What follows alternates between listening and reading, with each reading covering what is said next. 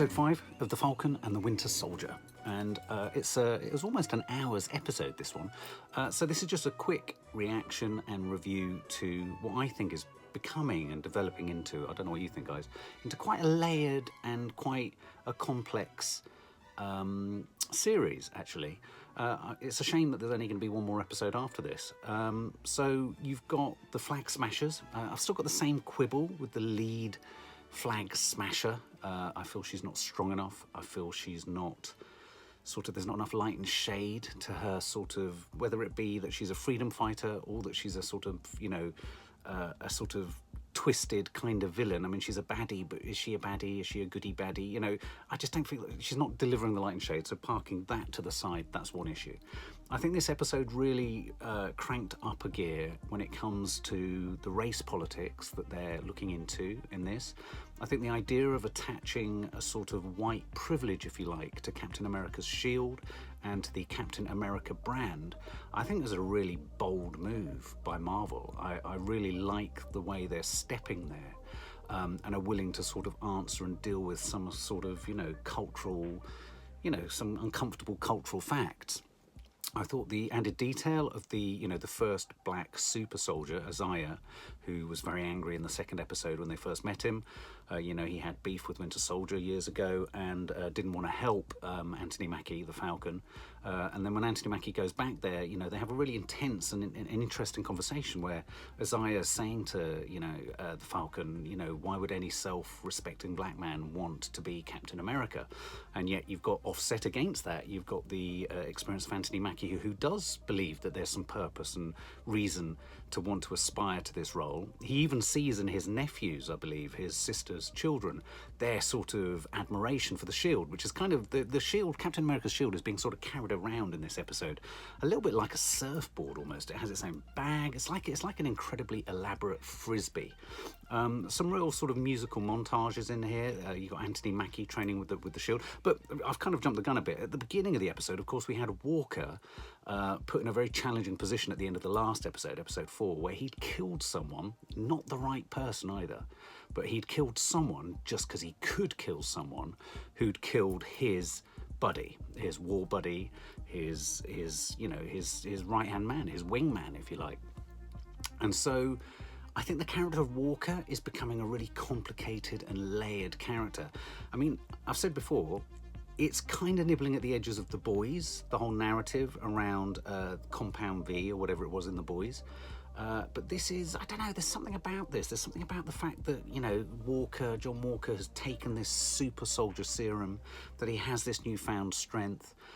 He's kind of essentially almost court-martialed. He's not quite court-martialed, but he's given, he's removed from the American army. He's stripped of his awards. He's stripped of his service. He's no longer Captain America. And we can see the building of a villainy or anger. And it's not it's not just like villainy for the sake of villainy. This is a man who meant well and achieved great things. And I do think that Marvel are trying to draw parallels between John Walker's experiences with the state and the long-term almost neglect of veterans over time. This idea that countries train men to kill and then they wash their hands of them at the point that it kind of backfires or goes wrong. And I think there's an interesting conversation to be had there, and I think that's what's going on with John Walker's character and his narrative, and I think that's quite rich. You've also got, as I've said before, you've got the race issue going on with Anthony Mackie. You feel that he's the right man for the job of Captain America. There's no suggestion necessarily that S.H.I.E.L.D. or any of the sort of originators of the superheroes or the Avengers or whatever. There's no suggestion that they're inherently racist, but there has been this other suggestion from Zemo in earlier episodes that this idea of super soldier strength is an act of supremacism, and so it's dealing with it's essentially dealing with white supremacist or supremacism. It's dealing with the American veteran dilemma. And the way in which perhaps they've been sort of forgotten, or there isn't enough sort of aftercare, if you like, for men or machines, human machines that have been trained to kill. And then you've got race politics going on too.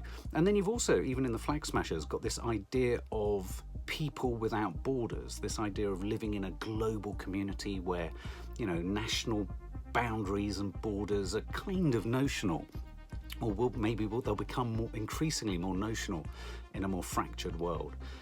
And so I thought this was a really rich episode. And what you've also got is you've got Winter Soldier and the Falcon.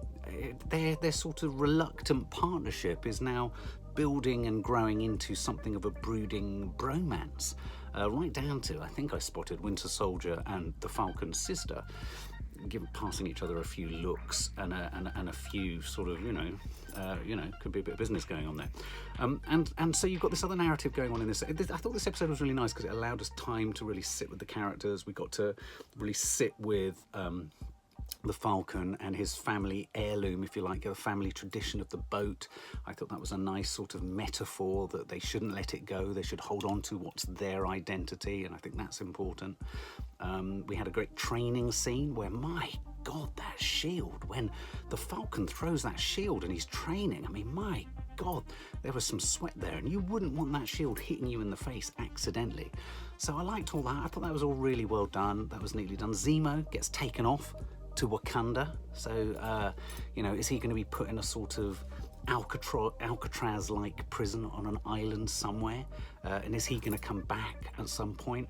And then you have this really curious moment where a character called Contessa Valentina Allegra de Fontaine, my God, what a character she was. Now, she approaches John Walker just before or just after, I can't remember, he's essentially stripped of his services and his honours and his medals, and he's told to get out of the army.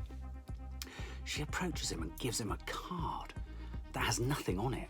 Who's she? Who's she recruiting for? And she essentially says to him, pick up the phone when I call you.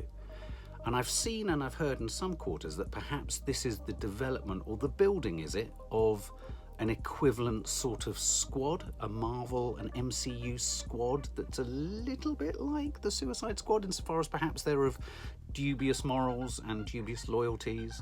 They're not necessarily goodies. I mean, I think what's really rich about Walker is, this is a man who meant good. He meant well. He wasn't just a frat boy who was a show-off. He was struggling, but he's got that classic thing of an epic hero or an epic villain, if you like, which is he's got a flaw. He's got a tragic flaw.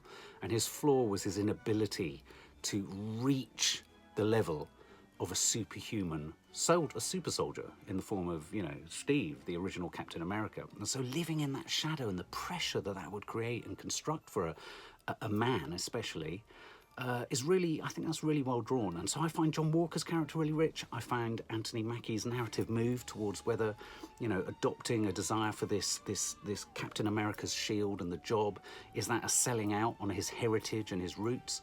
That's really rich. And then you've got this other sort of burgeoning plot with this character. Her performance, the woman who played Contessa Valentina Allegra de Fontaine, the woman who comes up, it was a moment of sheer class, absolute class. And again, all I can say is the whole thing is just slightly let down by the leader of the Flag Smashers.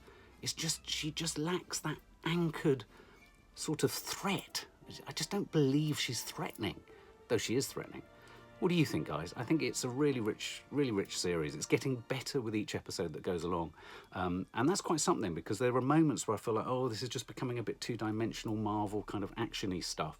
But actually, this is getting quite complex and quite layered. For more film and family fun, don't forget to click the subscribe button and make sure to click the bell to never miss an update.